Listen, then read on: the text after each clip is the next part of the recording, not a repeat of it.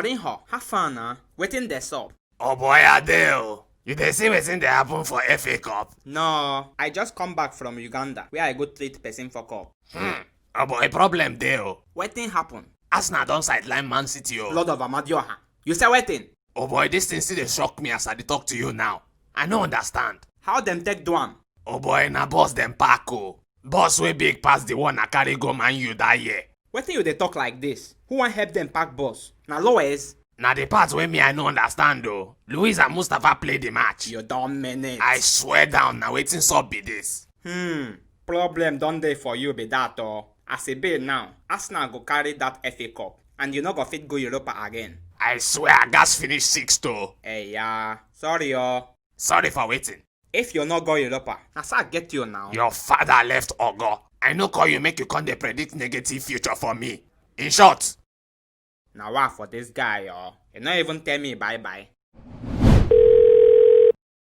Hello, who be this? Oga, how market na? Club, na you be this? You don't change number?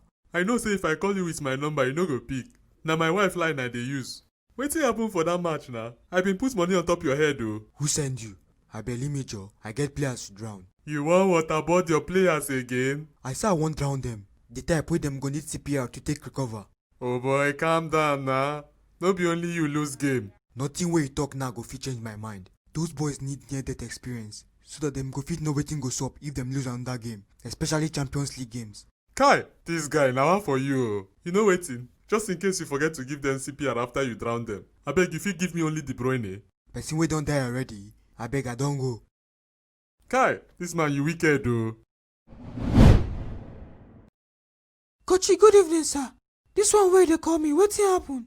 Man City don carry our game go court. Oh boy, you must sign that contract o. After this thing wey you do Man City, you no fit just waka comot for this club o. Coachy, that one no follow. Ozil dey bench dey collect 350k weekly. He no even dey bench sef. In the house dey collect 350k weekly. Now I go dey suffer myself dey work like Jackie to score goals. Come on to give me 250k na problem. Coachy, that one no concern me o. I go just waka go baka. Maybe even mind you sef. Hey my boy, no worry, calm down. I go talk to that crooked Korenke businessman.